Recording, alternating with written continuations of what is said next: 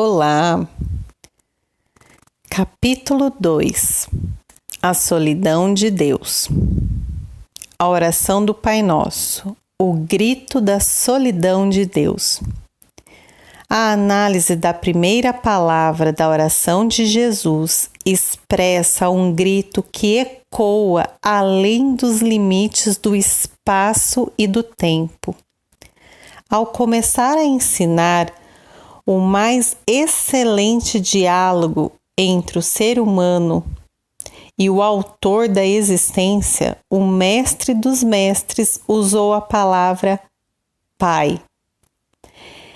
Essa pequena palavra contém alguns segredos importantíssimos. O primeiro segredo entra frontalmente na esfera da psicologia e da sociologia. Deus possui uma intensa e dramática solidão. O Deus que aparece no discurso de Jesus é um pai que possui um rombo emocional que não pode ser solucionado com nenhum artifício, nenhum tipo de poder, servidão ou adoração.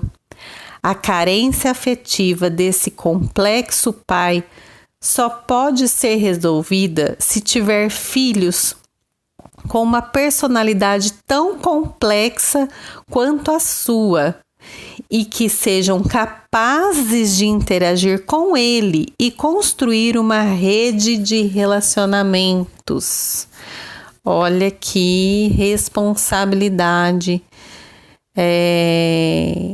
Vem muito de encontro com o que Jesus falou, sois deuses, né? É a gente ir retomando essa consciência, essa conexão, para que possamos subir, né? Nos elevarmos vibracionalmente para poder estreitar cada vez mais essa relação com esse Pai Criador, né? A oração do Pai Nosso reflete o clamor do ser mais misterioso deste universo, procurando uma relação íntima e aberta com a humanidade. Pode haver um Deus sem filhos e um Criador sem filhos, cercado apenas por suas criaturas, mas não existe um Pai sem filhos. O primeiro segredo assombroso da oração do Pai Nosso é que Deus pode ser mais poderoso do que qualquer religião jamais imaginou, mas é um Deus solitário e, como Pai, ele é incompleto, sem os seus filhos, né? Deus pode ser indecifravelmente perfeito e insondavelmente grandioso, mas na condição de que Jesus o expressou como um pai, falta-lhe algo. É como se ele tivesse criado o teatro da existência com bilhões de galáxias, porque procura intensamente algo.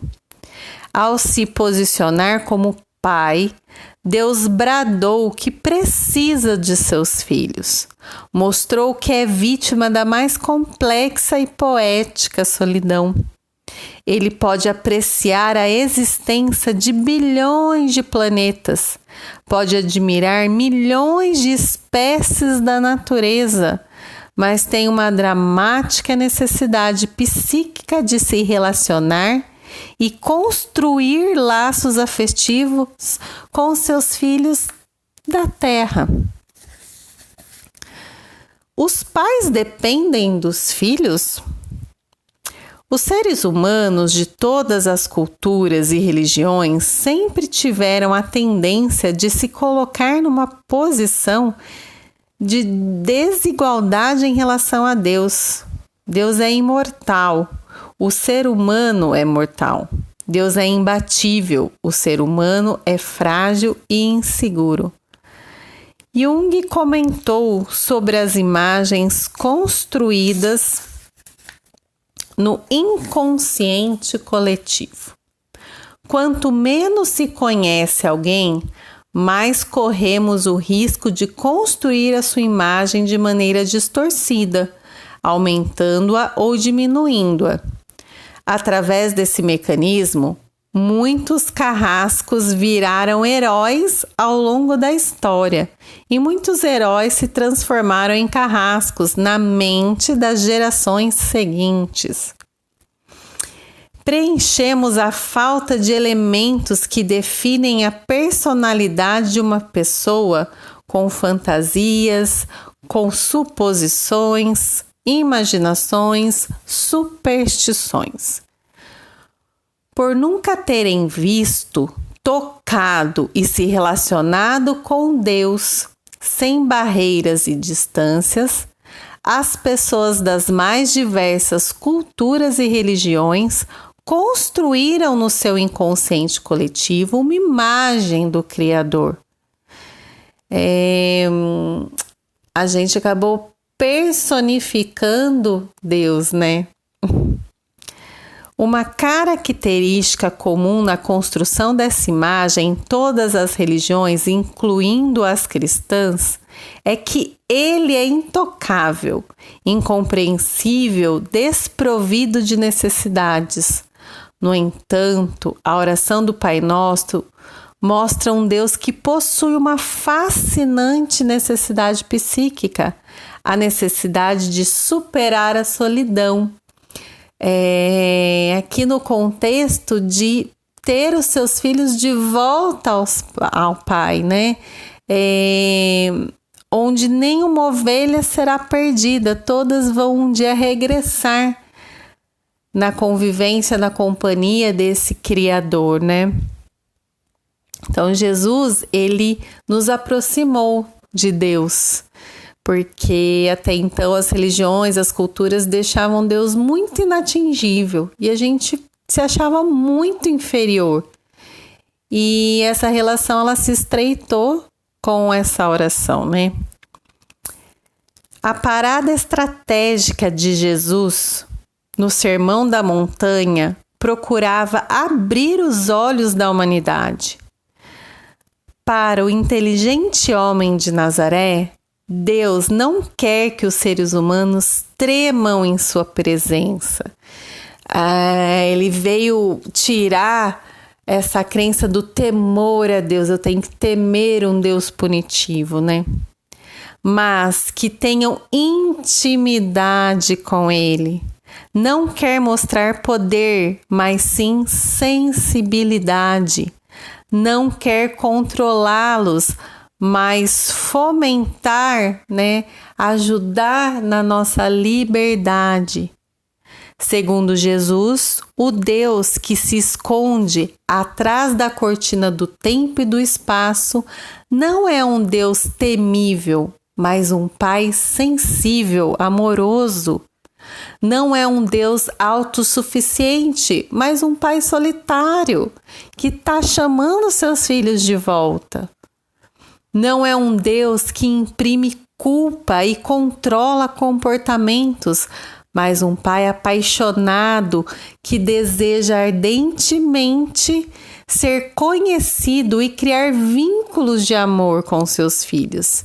É certamente um Deus muito diferente do que foi proclamado em milhares de anos da história. A solidão movimenta a psique. Temos a tendência superficial de achar que a solidão é uma característica doentia da personalidade. No entanto, a solidão é uma das mais importantes e saudáveis características da personalidade humana, né? A gente vive numa época que ninguém consegue estar consigo mesmo. Ninguém quer ficar sozinho no sentido de se interiorizar, de se conhecer, de se escutar, de se dar atenção, né? Então, essa busca por status, por chamar atenção, por curtidas, está nos distanciando cada vez mais de nós mesmos, né? Ela só assume formas doentias quando não é superada, provocando isolamento, né, social, insegurança, timidez, fobia social, sentimento de inferioridade, reações depressivas, né, que se prolongam, preocupação neurótica com o que os outros pensam e falam de nós, necessidade doentia de controle, obsessão insana pelo poder. Em seu aspecto positivo, a solidão, que é chamada hoje de solitude, né, é a mola mestra que movimenta as construções intelectuais. Quando usada de forma construtiva, né, positiva a nosso favor, ela estimula as relações sociais, retira-nos do individualismo, né, do egoísmo, de olhar só para nós, é só para mim, primeiro eu, né? Cultiva a solidariedade, excita a tolerância, realça o poder criativo. A solidão pode nos levar à interiorização, à reflexão existencial e à correção de nossas rotas de vida. Então, a solidão, ela proporciona esse autoconhecimento e daí, consequentemente, a nossa melhoria. E sendo pessoas melhores para nós mesmos, automaticamente a gente é melhor para o outro, né? Para a sociedade. E assim a gente vai sabendo conviver melhor, né? Entendendo também o outro, se pondo no lugar. Lembra do outro capítulo? Olhar com os olhos do outro, né? Ter empatia. Há 3 grandes tipos de solidão que fazem parte da natureza psíquica, né, humana. A primeira é inconsciente, enquanto que as outras 2 podem se manifestar conscientemente. Então, a primeira, que é inconsciente, é a solidão gerada pela virtualidade da consciência existencial. É tudo que estamos vivendo, né? A segunda é a solidão intrapsíquica e a terceira é a solidão social. Vamos examinar sinteticamente esses 3 tipos de solidão. A primeira, né, que é gerada pela virtualidade da consciência, que é inconsciente, é a fonte das 2 outras. Acredito que esses 3 tipos de solidão não atingem apenas a psique humana. Parece um delírio discorrer sobre a mente de Deus. Se mal conheço as entranhas inconscientes e conscientes da minha própria mente, diz o autor, né? Mas esses 3 tipos de solidão, mas sem esses 3 tipos de solidão, provavelmente seria impossível, tanto para Deus quanto para o ser humano, envolver-se numa empreitada de criatividade e de construção de uma trama de relacionamentos sociais, bem como de relacionamentos com eles mesmos. É provável que, se esses 3 tipos de solidão não fizessem parte da personalidade do Criador, não houvesse nenhum compromisso desse enigmático e misterioso Deus com a humanidade. Felizmente, a oração do Pai Nosso aponta em outra direção.